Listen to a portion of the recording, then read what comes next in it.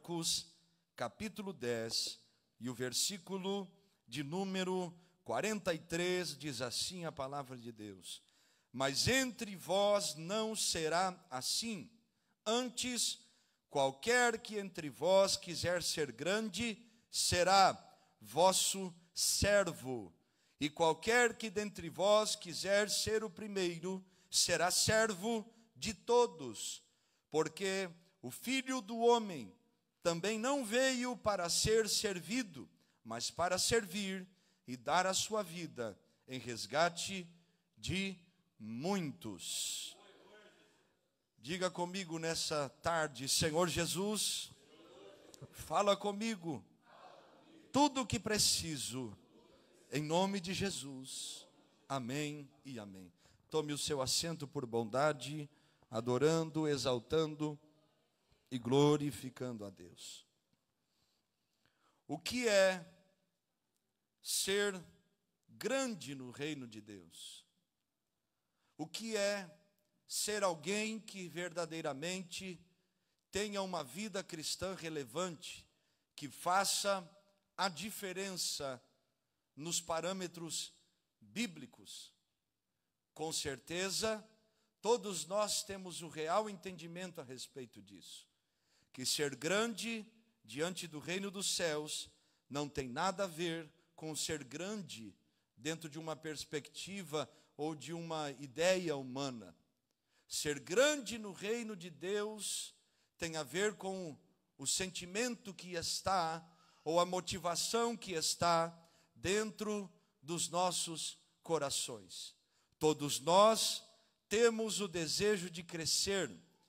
Eu tenho o costume de dizer muitas vezes que um cristão que perdeu o desejo de crescer, de amadurecer, de desenvolver a sua chamada, a sua vida ministerial, o seu caráter cristão, é um cristão que escolheu viver na mediocridade, na superfície da fé.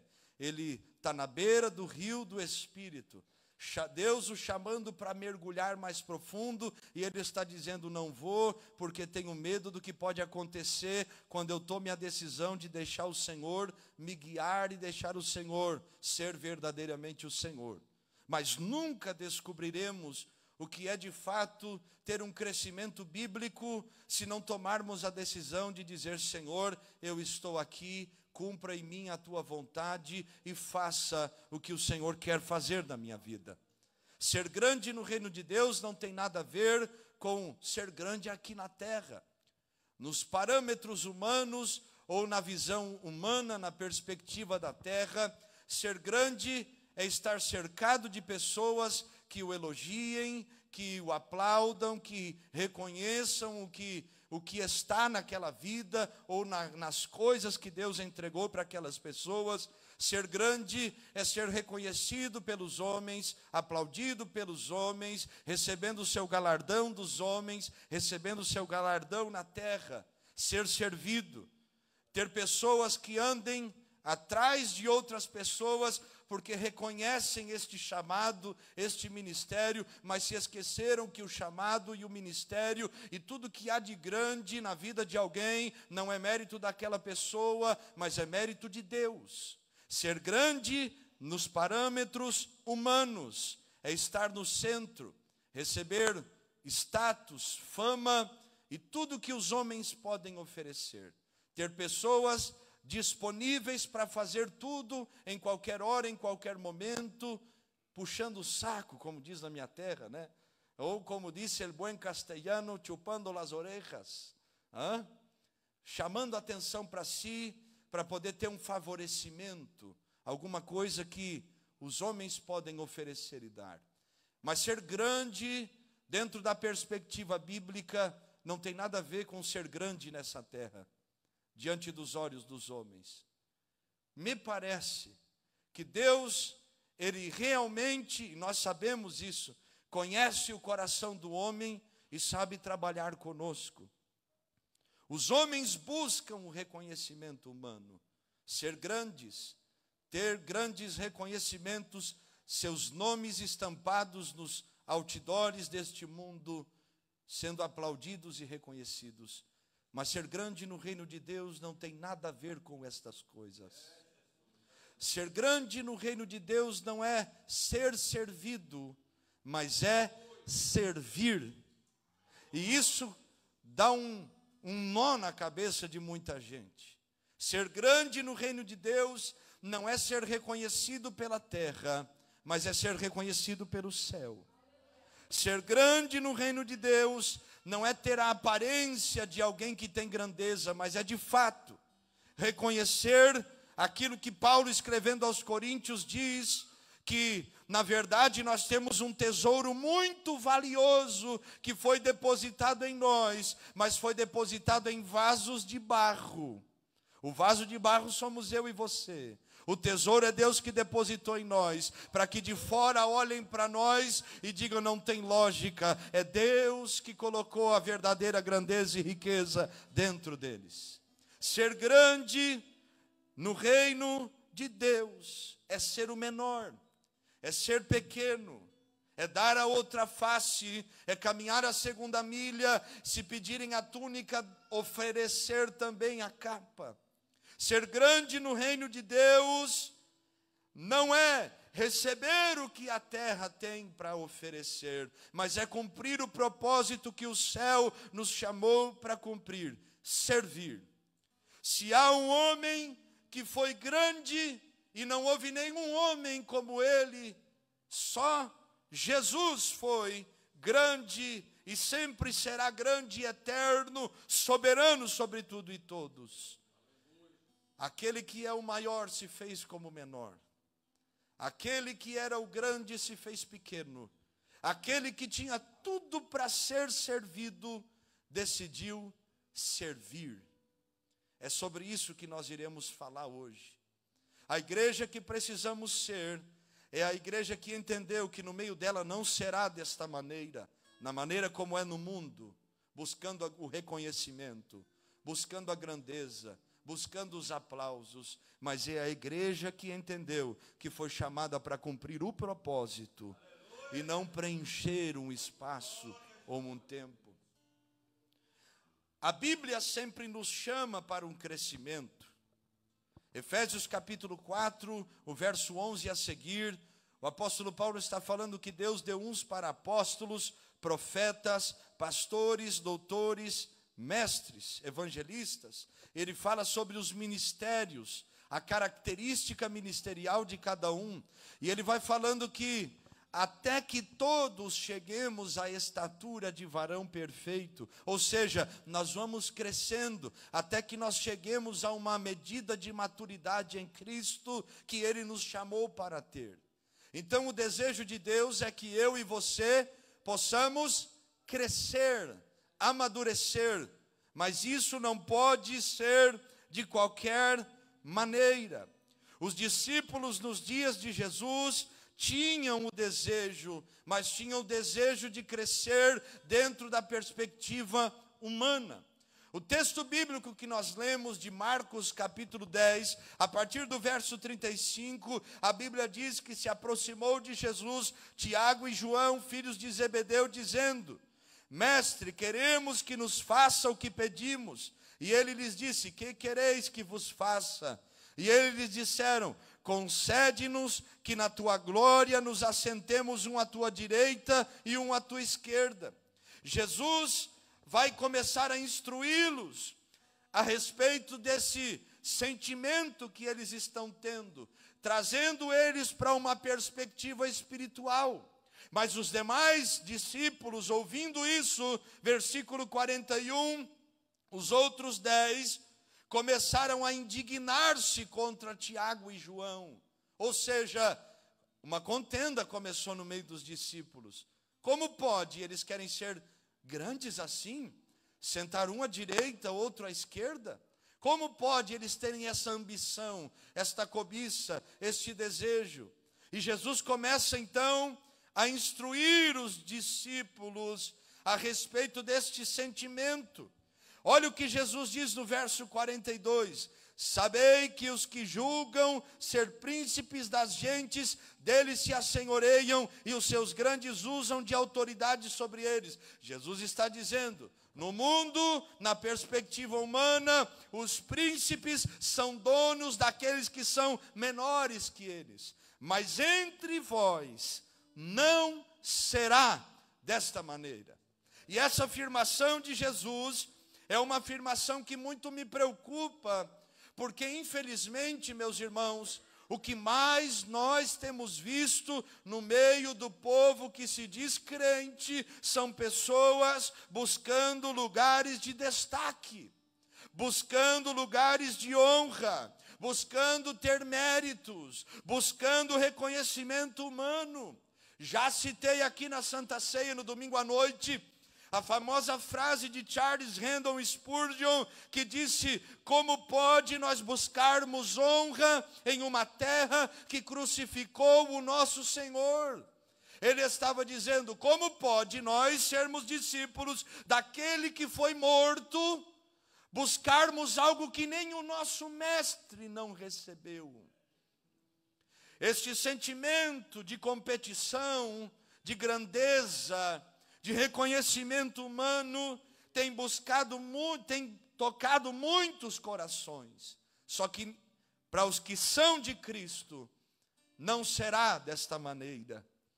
O Senhor está nos chamando nesta noite, para nós termos um entendimento correto a respeito do que é ser grande. Ter um entendimento correto a respeito do que é verdadeiramente ser alguém que faça diferença no reino de Deus. Não é ser o primeiro, é ser o servo de todos. Eu lembro de um sonho que eu tive, mas não foi de barriga cheia, como diz na minha terra. Deus falava comigo em voz audível no sonho e dizia para mim algo: diga para o meu povo que eu não quero mais pessoas que busquem reconhecimentos. Diga para o meu povo que eu não quero mais pessoas com cargos. Eu quero levantar servos neste tempo. E eu me dediquei a escrever um livro sobre isso. Escrevi Líderes na Perspectiva do Reino. Deus quer levantar servos neste tempo.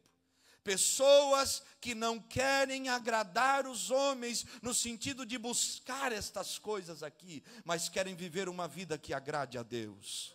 Uma vida na perspectiva do reino de Deus. Uma vida que decida ser vivida para agradar a Deus, ouvindo e guardando, praticando as Escrituras sagradas. Mas entre vós não será assim. Antes, qualquer de vós que quiser ser grande será vosso servo. Irmãos, sabe o que Jesus está dizendo aqui? Quem quer ser grande vai ser escravo. Sabe o que é ser escravo? É quem não tem direito de ter vontade, gosto.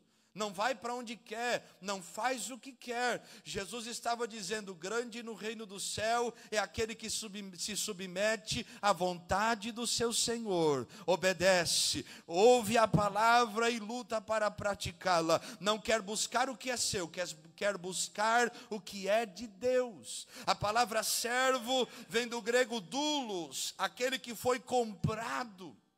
Jesus está dizendo, quem quer ser grande são aqueles que realmente têm o entendimento que foram comprados por bom preço. O apóstolo Pedro, na sua primeira carta, chega a dizer que não foi com ouro, não foi com prata, mas foi com o precioso sangue de Jesus que nós fomos comprados. Aleluia!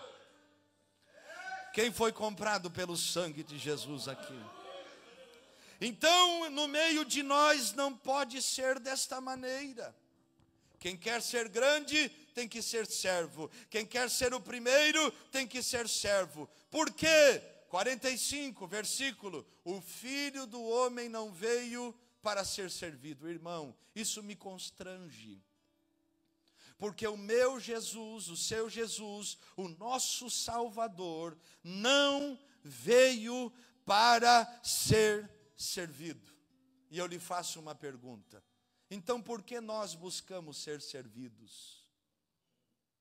Porque nós buscamos as coisas que são da terra e não entendemos as verdades espirituais. A igreja que precisamos ser é a igreja que entendeu que o negócio com essa terra já passou, o negócio é com o céu, agradar o céu. Quais foram os problemas que impediram os discípulos de viverem uma vida dentro da perspectiva de Jesus? Quais foram os sintomas destas enfermidades espirituais que eles manifestaram? E como Jesus curou os discípulos a respeito deste entendimento equivocado sobre ser grande no reino de Deus? É sobre isso que nós iremos falar. Em primeiro lugar, os discípulos não tinham entendimento correto sobre o que é ser grande no reino de Deus, porque eles buscavam posições de honra. Eles queriam status, eles queriam o que é terreno, eles queriam o reconhecimento humano, eles queriam buscar a glória para si. E como isso tem sido um problema nos dias de hoje, irmãos, quantas brigas e contendas por causa de posições, reconhecimento humano, honras que não me deram, que deixaram de me dar. Quantas divisões no meio do povo. Quantas pessoas que se entristecem porque consagrou o irmão e não consagrou eles, porque levantou alguém e deixou de levantar eles, e até saem das igrejas. Quantos mal entendidos e contendas, porque cremos que a nossa opinião e a nossa vontade vale mais do que a opinião e a vontade de todos. Quantos problemas, porque queremos esta honra para nós. Quem aqui entregou a sua vida para Jesus? Você de fato entregou a sua vida para Jesus? Então, segundo o entendimento bíblico, você está crucificado com Cristo. E agora você não vive mais para si, mas vive para aquele que morreu, se entregou e ressuscitou por amor a nós. Se eu e você estamos crucificados com Cristo, então quer dizer que nós não queremos posições de honra. Não é isso? Alguém que tem o entendimento correto é alguém que não busca estas coisas. Irmãos, deixa Deus fazer o que Ele quiser. A melhor coisa na vida cristã é nós não buscarmos estas coisas, mas se Deus quiser fazer, Ele vai fazer. O importante é que Ele seja glorificado através de nós. Então, tudo que há de bom em nós não é por causa de nós, é por causa do tesouro que está no vaso de barro. É por causa de Cristo. Por que nós então temos dificuldades de termos o entendimento correto a respeito do que é ser grande no reino de Deus? Porque ainda estamos querendo buscar posições de honra. Irmãos, muitos acham que ministério é como uma empresa. Não, porque eu sou auxiliar, eu vou a diácono, diácono a presbítero, presbítero, evangelista, evangelista, pastor. Ou diaconisa, missionária, pastora. Nós não entendemos as coisas desta maneira, porque o nosso entendimento tem que ser cada dia mais bíblico e não pessoal. O ministério não é uma carreira política, que você se elege hoje por uma votação. O ministério é uma vocação. Eu tinha o sonho de ser diácono minha vida inteira. E tinha resistência, irmão. Uma vez falaram que ia me consagrar, eu digo, não, me deixa aqui quietinho, eu estou servindo Jesus. Eu prego igual, eu estou na porta, eu abraço o povo, meu negócio é estar com os irmãos.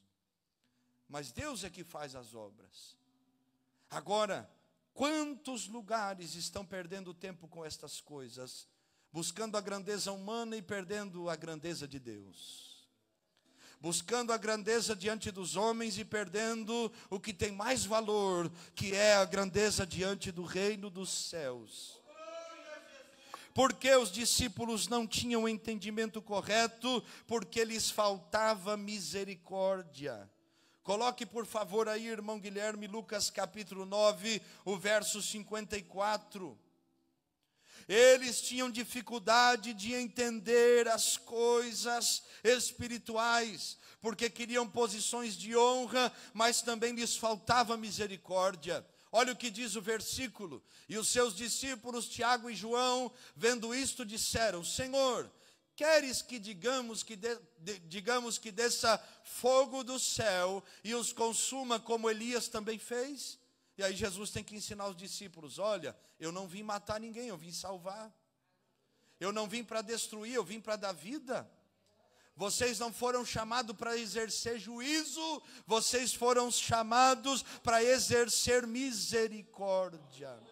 Irmãos, por que temos dificuldades de entender o que é a grandeza do Evangelho, ou o que é ser grande no reino de Deus? Porque nos falta misericórdia. Mateus capítulo 7, Jesus chega a dizer que à medida com que nós julgarmos alguém, nós também seremos julgados. E eu lhe pergunto, se você for julgado hoje, pela medida com que você julga o teu irmão, que tipo de juízo você receberia? Se você fosse julgado pela maneira como você julga os demais, como seríamos julgados? Deus não te chamou para ser juiz. Deus não te chamou para condenar. Deus não te chamou para andar por aí com o dedo apontado para o outro, dizendo: pecou, miserável, sai do meio de nós. Deus não te chamou para isso. Deus te chamou para exercer misericórdia. Ele é o juiz, Jesus é o advogado que vai nos rogar por nós. E nós, como irmãos, servos uns dos outros, estamos aqui para nos ajudar, para nos abençoar. E se não tem o que dizer, não fale. Se Deus te julgasse hoje, pelas palavras de juízo que saem da tua boca, você receberia misericórdia? Porque eu conheço gente que quando o irmão adoece, começa a dizer: é frescura do irmão, é bobagem. Mas quando fica doente: igreja, ore por mim, pelo amor de Deus, que eu estou morrendo. Não é assim? Quando alguém da família passa por uma dificuldade, pede oração. Mas quando a família de alguém precisa de oração, não ora. Quando está passando por uma crise, não perde oração, anima os irmãos, vem e está aqui orando. Mas quando alguém precisa de misericórdia, de um abraço, de alguém para estender a mão, nunca recebe. Porque essa pessoa não se disponibiliza. Por que não temos o entendimento? Porque nos falta misericórdia. Irmãos, os discípulos aqui ainda não haviam recebido o Espírito Santo. Só em João capítulo 20 eles vão receber. Em Atos 2, o revestimento do Espírito Santo, o poder. Depois do encontro que eles vão ter com Jesus ressurreto, eles nunca mais exercem esse juízo. Eles são transformados. Pessoas que não entenderam o que é ser grande no reino de Deus, são pessoas que querem ser juízes. Uma vez uma irmã disse para mim: o senhor como pastor não tem o direito de receber aquele irmão na igreja. Fique tranquilo que não foi aqui. Eu disse: e por que, minha irmã? A irmã comprou a igreja? Ela ficou me olhando. Não, porque o irmão não presta, porque isso, porque aquilo. Digo: melhor ele ouvindo a palavra dentro da casa de Deus, Jesus pegar ele e ele ter um encontro com Jesus, do que perdido do lado de fora, sem ouvir Jesus, abandonado no mundo. E eu falei para ela: tome cuidado, minha irmã, porque é mais fácil ele ter um encontro com Deus do que a senhora com 300 anos de crente, querendo condenar os outros no inferno. Ficou me olhando. Qual o resultado? O irmão está crente e a irmã está desviada. Por que não entendemos os valores do reino de Deus? Porque nós queremos os nossos valores, meus irmãos. Nós queremos apontar, nós queremos condenar. Semana passada eu falei um pouquinho sobre aqueles que não são posicionados, são emocionados. Eles julgam os fracassos dos outros, apontando os dedos para os outros, para esconder os seus. Mata o irmão para não morrer primeiro. São pessoas que não entenderam o que é o Evangelho. Mas entre nós não será dessa maneira. É o que Jesus está dizendo. Como você reage quando alguém precisa da sua misericórdia? Como você tem misericórdia da casa de alguém, Deus pode trazer essa mesma medida sobre a sua casa? Por que não temos o entendimento correto? Porque nos falta entendimento e discernimento. Mateus 12:36, os discípulos estavam pedindo explicação das parábolas que Jesus estava contando. Marcos capítulo 9, verso 31, Jesus está revelando o propósito da sua morte, que era necessário morrer, ressuscitar e passar por aquilo, mas a Bíblia diz que os discípulos não entendiam. Por que não temos essa real compreensão dos valores do reino dos céus? Porque nos falta entendimento e discernimento. Irmãos, nós entendemos da bolsa de valores, nós entendemos das ações, dos investimentos, do trabalho que temos, nós temos um bom entendimento a respeito das coisas naturais, e isso é bom, maravilhoso, mas nos falta entendimento espiritual. Nos falta entendimento das coisas que são do céu. Muitos de nós perdemos o discernimento. Jesus fala e nós entendemos outra coisa. Está no culto, o irmão fala Jesus, entende Genésio. Não sabe o que está acontecendo. Pergunta para o irmão, o que foi pregado no culto hoje? Não sei. Não é que eu nem lembrei mais. Perdemos o entendimento. Deus fala e nós, estamos pensando na janta depois do culto, no almoço de amanhã. Não compreendemos. Os discípulos andaram com Jesus, Jesus falando das coisas espirituais, e eles estavam entendendo aquelas coisas como se fossem naturais. E nós temos muita gente no meio das igrejas com esse tipo de percepção. Eu vou ali, eu vou subir numa plataforma, num palco, eu vou me apresentar, e não entende que não tem nada a ver com apresentação, é adoração a Deus, é louvor a Deus. Eu não vou dar uma palestra, eu vou pregar o Evangelho de Cristo. Eu não falo do que eu gosto, eu não falo do que eu penso, eu não falo do que eu acho, eu falo do Evangelho de Cristo Jesus. Porque nós temos dificuldade de entender os valores do reino de Deus, porque nos falta convicção. Mateus 26:70, Pedro estava negando Jesus diante de todos, mesmo sabendo que era verdade, que ele era discípulo de Jesus. Ele perdeu a convicção, eu sou discípulo, eu tenho certeza que eu sou discípulo. Quando falta convicção, falta o discernimento, falta a certeza, falta o entendimento. Pessoas que sabem quem Jesus é, mas ainda têm dúvidas do que Ele pode fazer, ou do que Ele está operando. Pessoa que senta na igreja para duvidar do que Jesus pode fazer. Eu sei que Ele cura, mas eu não creio que Ele vai curar. Eu sei que Ele fala, mas eu não creio que Ele está falando. Eu sei quem Jesus é, porque eu lembro do que Ele fez, mas eu tenho dúvidas no meu coração. Onde opera a dúvida, a fé não tem lugar. Nós não somos pessoas que somos adeptos das filosofias deste mundo. Quando você estuda a filosofia lhe ensina que a dúvida é a resposta para tudo, porque duvidando nós encontramos respostas. Só que no Evangelho nós precisamos de fé.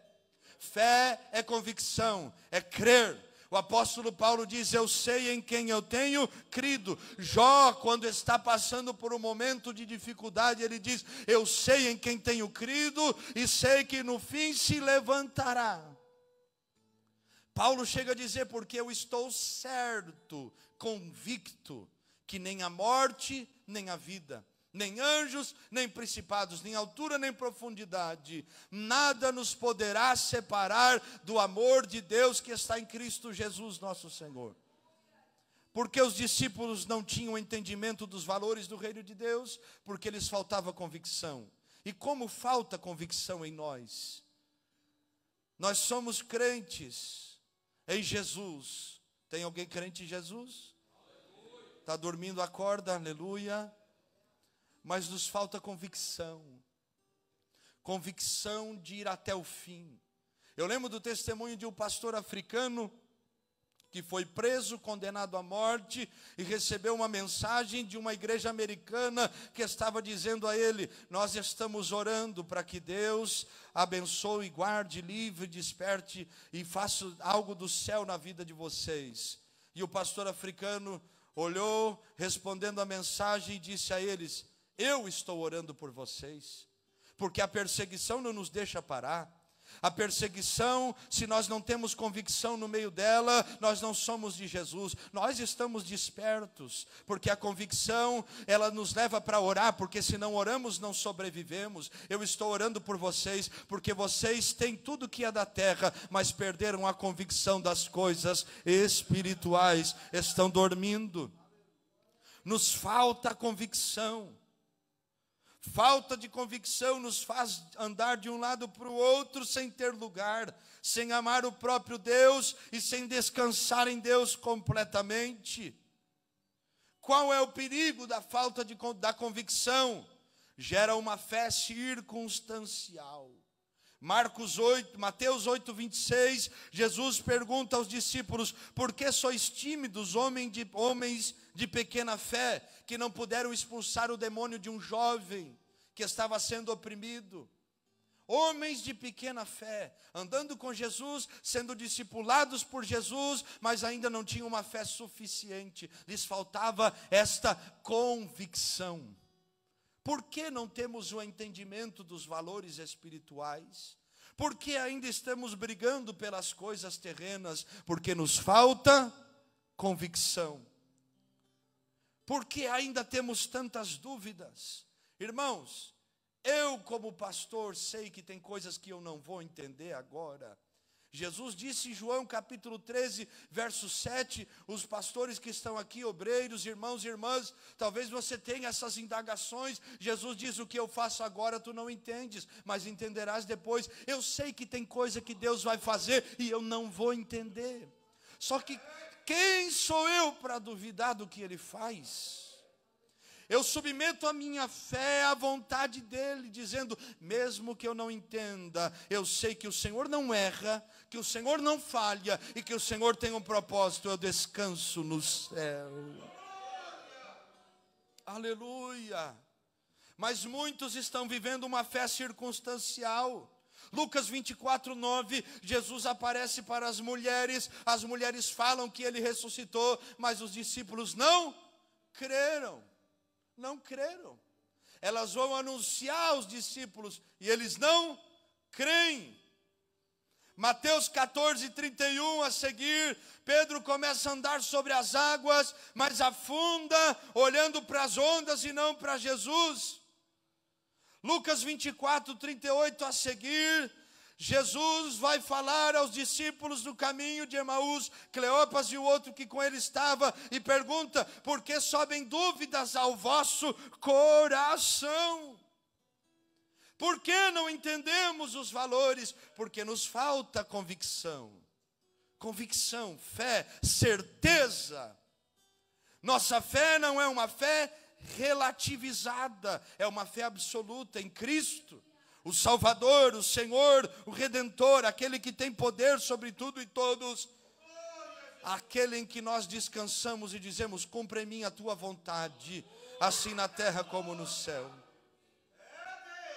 Por que não temos um entendimento correto a respeito das coisas espirituais? Porque o nosso posicionamento ainda é negociável, porque nos falta convicção, porque nós buscamos lugares de honra, porque ainda não entendemos, não temos o discernimento, não podemos ter um posicionamento verdadeiro diante de Deus. Pessoas que foram chamadas para influenciar, mas são influenciadas. Pessoas que foram chamadas para fazer a diferença, mas se deixam levar pelas coisas que são deste mundo e desta terra. Mateus 27:3, Judas negociou seu posicionamento por 30 moedas de prata. E eu pergunto a nós, quanto vale o nosso posicionamento? Quantos euros custa o nosso posicionamento? Qual o valor da sua fé? Você se vende? Ou o evangelho tem mais peso na sua vida e na sua história? Por que não temos o entendimento correto das verdades espirituais? Porque não temos um posicionamento verdadeiro. Posicionamento é firmeza em seguir o Senhor, custe o que custar. Olha o que diz o apóstolo Pedro na sua segunda carta, capítulo 2, o verso 21. Coloque aí, Guilherme, por favor. Porque melhor lhes fora não conhecerem o caminho da justiça, do que conhecendo-o, desviarem-se do santo mandamento que lhes fora dado. Pedro está dizendo, é melhor que você não conheça o evangelho, do que conhecer o evangelho e negociar o evangelho. É melhor você não entregar a sua vida de verdade para Jesus, do que um dia entregar a sua vida, mas viver como se Jesus não existisse. É melhor você não se posicionar verdadeiramente diante de Deus, do que um dia se posicionar, mas deixar sua fé esfriar, negociar a palavra, que deveria ser o motivo de você estar de pé. Nos falta um posicionamento. Quando o nosso posicionamento é colocado à prova, como reagimos? Continuamos com Cristo ou abrimos mão da nossa fé? Eu usei um exemplo aqui domingo à noite e falei sobre isso. Se alguém entrasse aqui armado dentro da igreja, disposto a nos matar, nos alvejar, atirar em nós, mas fizesse uma pergunta, dizendo, quem negar a Jesus vai viver, e quem não negar a Jesus vai morrer, você fugiria ou você permaneceria aqui dentro? O que você faria? Eu lembro o testemunho de um pastor ancião, que estava andando de ônibus, e homens armados entraram dentro daquele ônibus, dizendo, quem é crente hoje vai morrer, e saiu todo mundo gritando, desesperado de dentro do ônibus. E ele ficou sentado. E apontaram a arma para ele e perguntaram, o senhor tem certeza que vai morrer por causa de Jesus? Ele diz, ele morreu por mim, porque não darei minha vida também por ele? Aqueles homens pediram com licença e começaram a explicar àquele homem que o seu chefe tinha sua mulher muito doente, e o chefe lhes deu uma ordem dizendo, eu quero um crente de verdade para orar pela minha esposa aqui. Levaram o pastor, orou pela mulher com câncer, ela foi curada. Aquele homem entregou sua vida para Jesus. Posicionamento firme. Eu lembro do missionário Hernandes, em Cuba ou Colômbia, se não me falha a memória, em que pegaram toda a sua família, a esposa, os 3 filhos, abriram uma cova e falaram para ele, Hernandes, nega Jesus, senão tua família vai morrer. Ele fala para aqueles homens armados, dizendo, Jesus nunca me negou, como poderei negá-lo? Matam o filho mais velho, cai na cova. Hernandes, nega Jesus, ou mais um filho vai morrer. Pega um filho do meio, cai morto. Depois vem a menininha, 2 anos de idade. Hernandes, nega Jesus, ou sua filha morrerá. A criança cai na cova. Pegam a esposa e ele diz, não, pelo amor de Deus, minha esposa não. Hernandes, negue a Jesus, ou sua esposa morrerá. Ela morreu. E antes de ela cair, ela disse, Hernandes, não negue o nosso Jesus. Porque nosso corpo vai cair aqui, mas nós nos encontraremos no céu. Naquele dia, Hernandes morreu com a sua família. E um dia nós encontraremos com o missionário do Senhor. porque não negociou o seu posicionamento. Porque nós estamos negociando Jesus, trocando Jesus pelas nossas razões, trocando Jesus por causa de vantagens, trocando Jesus pelo que nos beneficia. Porque não temos o entendimento correto das coisas espirituais, porque o nosso posicionamento é volátil, muda dependendo da circunstância.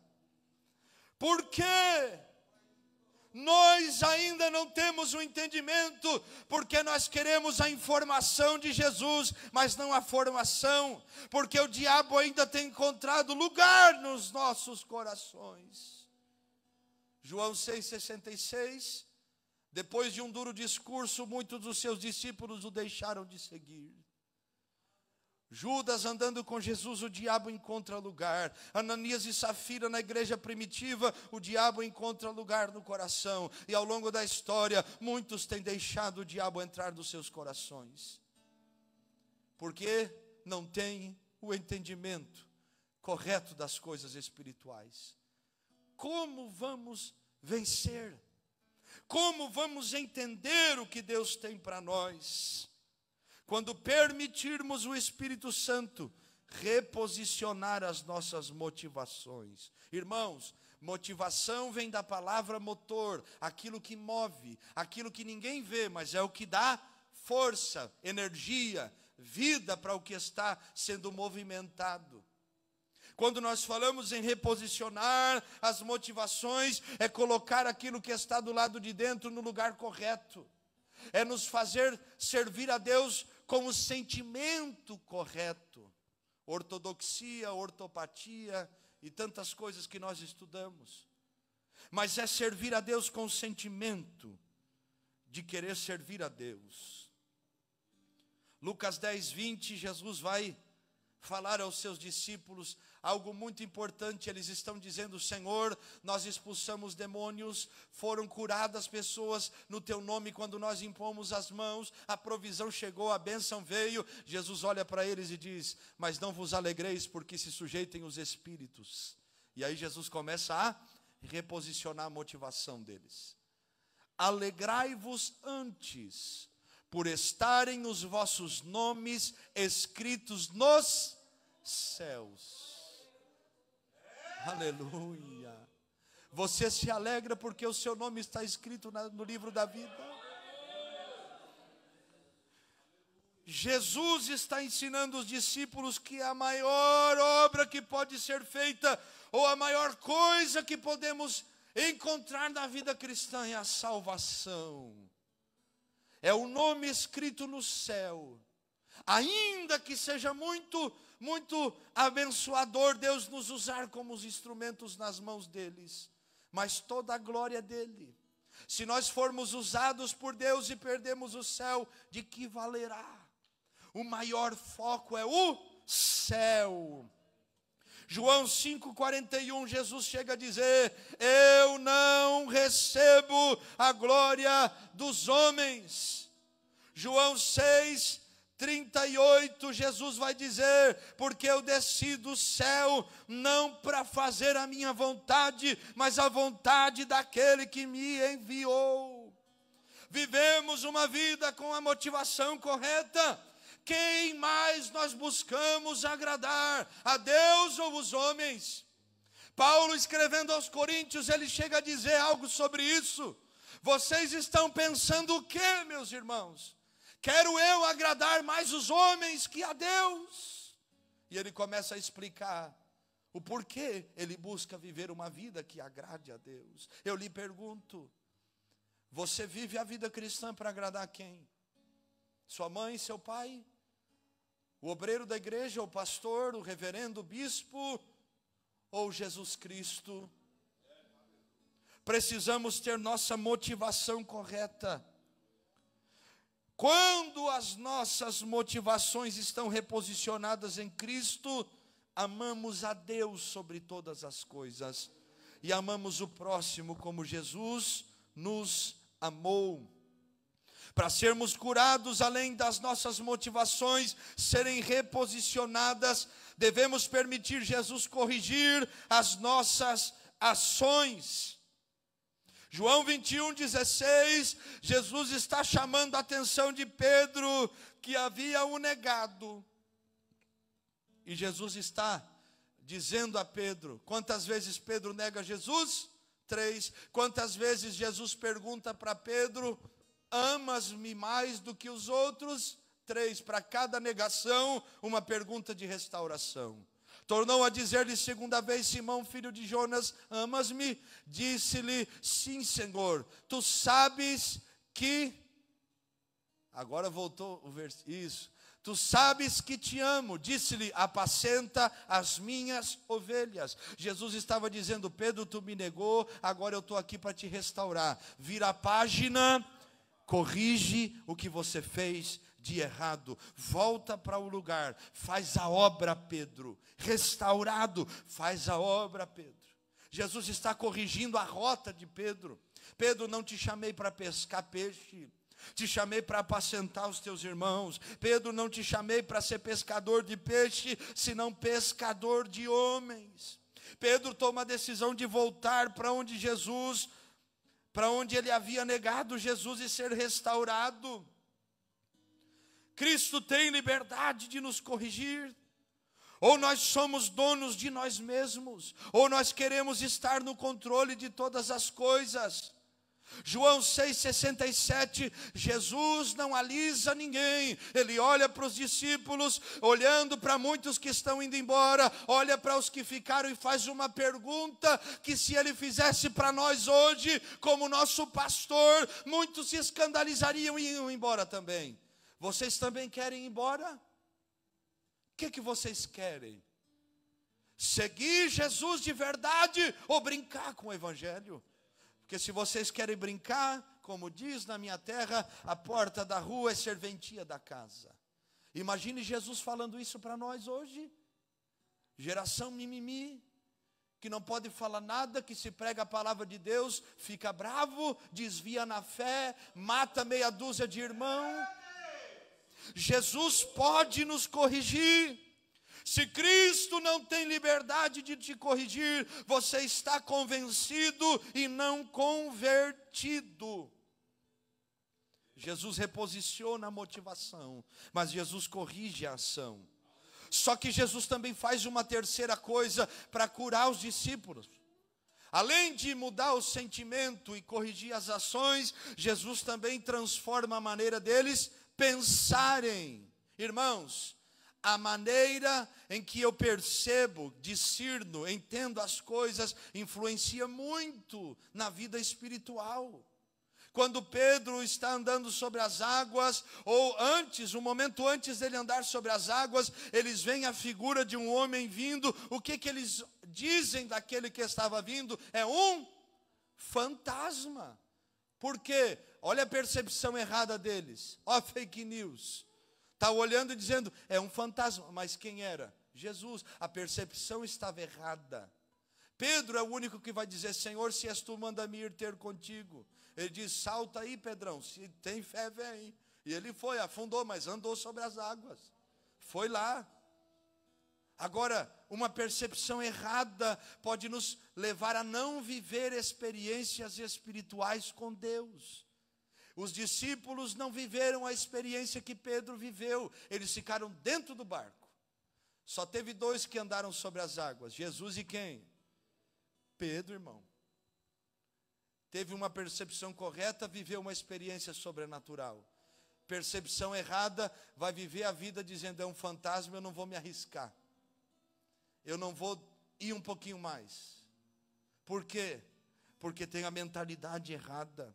Olha o que Paulo escrevendo aos Filipenses, capítulo 4 e o verso 8, Paulo está dizendo, 4:8 aos Filipenses, quanto mais, irmãos, tudo o que é verdadeiro. Então, na mente de um crente não tem espaço para mentira. Tudo o que é honesto. Então, na mente de um crente não tem espaço para o que é desonesto. Tudo o que é justo. Então a injustiça não habita na mente de alguém que teve um encontro com Jesus. Tudo que é puro, então a impureza não faz parte dos pensamentos de alguém que foi transformado. Tudo que é amável, então quer dizer que o que é odiável não tem lugar no pensamento de alguém que é crente. E eu uma vez ouvi uma irmã dizendo: eu odeio fulano. Eu olhei para ela e digo: o sangue de Jesus tem poder. Oh meu Deus, nem vou falar. Eu falei para a irmã: nem vou te dizer nada, porque a Bíblia só diz assim: quem odeia o seu irmão está em trevas e não conhece a Deus. Tudo que é de boa fama, então o que é de má fama não está na mente de um cristão. Se há alguma virtude, se há algum louvor nisto, pensai. Eita glória! Então, quando Jesus começa a nos curar, nossa mentalidade começa a ser diferente. E aí, você vive pensando mal dos irmãos, de todo mundo, vive pensando mal da igreja, de fulano, de ciclano, de beltrano, vive pensando mal de tudo e de todos. Jesus converteu sua mente mesmo? Você é convertido ou é convencido? Por quê? Porque se não é verdadeiro, se não é honesto, se não é justo, se não é puro, se não é amável, se não tem boa fama, nem virtude, nem louvor, não é Deus que está tomando conta dos meus pensamentos. Deus muda a nossa maneira de pensar. Colossenses capítulo 3, verso 1, Paulo chega a dizer: se vocês já ressuscitaram com Cristo, buscai as coisas que são de cima. Verso 2, pensai nas coisas que são de cima. Jesus já mudou tua maneira de pensar? Porque se Ele mudou, você não pensa mais nas coisas que são da terra. O seu foco principal é o céu. Para curar os discípulos, Ele muda a mentalidade. Romanos 12, 2, não vos conformeis com este mundo, mas que haja uma transformação no vosso entendimento, para que experimenteis qual seja a boa, agradável e perfeita vontade de Deus. Inconformados com o sistema do mundo, o sistema do pecado, o sistema que nos afasta de Deus, mas buscando a transformação do nosso entendimento, a mente, para que possamos experimentar a boa, perfeita e agradável vontade de Deus. Já teve a mente transformada? Então quer dizer que já experimentou a boa, agradável e perfeita vontade de Deus. Tem paz nos pensamentos. Irmãos, por isso a Bíblia nos fala tantas vezes, Provérbios capítulo 6, que Deus odeia quem maquina maus pensamentos ou pensamentos perversos. Por isso, uma mentalidade transformada perdoa, uma mentalidade transformada entende que Deus trabalha e Deus sabe o que faz. Uma mentalidade transformada tem maturidade. Eu já vou terminando. Para Jesus curar os discípulos, deu autoridade para os discípulos, capacita-os. João 20, 21, então Jesus lhes disse outra vez: Pai seja convosco, como o Pai me enviou, eu também envio a vós. E aí Jesus começa a dizer no 22, e havendo dito isto, assoprou sobre eles e disse-lhes: recebei o Espírito Santo. 23, aqueles a quem perdoardes os pecados lhes serão perdoados, e aqueles a quem os retiverdes lhes serão retidos. A autoridade espiritual. Jesus, quando nos cura, Ele trabalha primeiro o quê? Motivação, depois ação, depois a mentalidade, depois nos reveste com autoridade, para que possamos lhe servir. Deus nunca escolhe os capacitados, Ele capacita os escolhidos. Tiago capítulo 1, verso 17, toda boa dádiva e todo dom perfeito vem do alto, que desce, que vem do Pai das luzes, no qual não há nenhuma sombra de dúvida e nem variação. Vem de Deus esta capacitação para nós, Quem tem autoridade espiritual entende que a batalha é espiritual. Nossa luta não é contra a carne nem contra o sangue. Em último lugar, quando Jesus começa a trabalhar em nós, reposiciona as nossas motivações para nos curar e nos levar a ter uma perspectiva segundo o reino de Deus, segundo a palavra de Deus, segundo o entendimento espiritual correto. Ele reposiciona a nossa motivação, corrige as nossas ações, muda a nossa mente, nos dá autoridade, mas em último lugar, Ele também nos dá certeza de promessas. Mateus 28, 20, ensinando a guardar todas as coisas que os tenho mandado, e eis aqui que eu estou convosco todos os dias, até a consumação do mundo. Amém. A certeza de que Ele está conosco. Olha o que diz 1 João capítulo 2, o versículo 25, e esta é a promessa a qual Ele nos fez, a vida eterna. Apocalipse 3:11, a Bíblia diz: eis aqui eu venho cedo, eu cedo venho, guarda o que tens, para que ninguém tome a tua coroa. Mateus 24:13, mas o que perseverar até o fim será salvo. A certeza da promessa. Se perseverarmos, alcançaremos. Se lutarmos para vivermos uma vida que agrade a Deus, para vivermos uma vida segundo a palavra de Deus, nós viveremos o cumprimento da promessa. Hoje aqui, mas amanhã pode ser lá. Hoje aqui, mas daqui a algumas horas, minutos e segundos, poderemos nós sermos arrebatados e vivermos a vida eterna com Cristo, celebrando as bodas do Cordeiro. Por isso, fique de pé nesta noite. Valerá a pena buscarmos viver uma vida que agrade a Deus.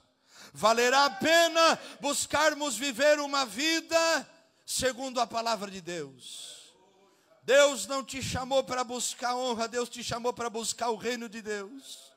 Deus não te chamou para viver uma vida buscando as coisas terrenas. Ele disse: mas buscai em primeiro lugar o reino de Deus e a sua justiça, a justiça que é do reino, e as demais coisas vos serão acrescentadas. Eu lhe pergunto, para nós orarmos, o que temos buscado? O viver um cristianismo nos padrões humanos, olhe para cá, ou viver um cristianismo no padrão da palavra? O que temos, para o que temos nos gastado? Para uma vida em comunhão com Deus verdadeiramente, ou só colocando uma roupa de crente e vindo no culto para cumprir tabela?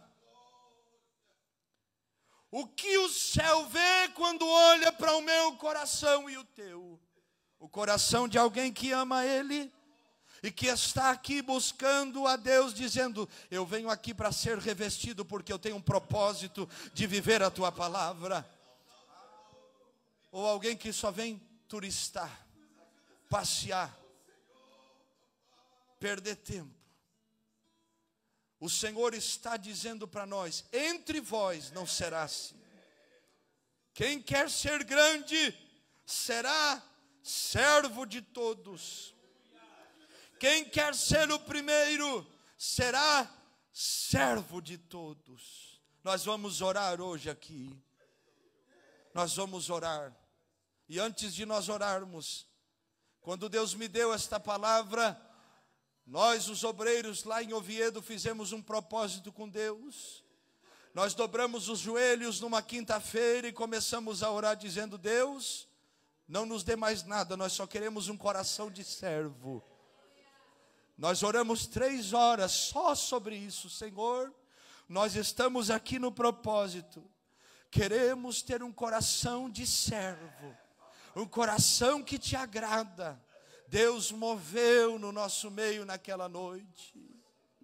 A graça do Espírito Santo tomou nossos corações, porque este é o propósito do céu: gerar em nós o coração de um servo e de uma serva.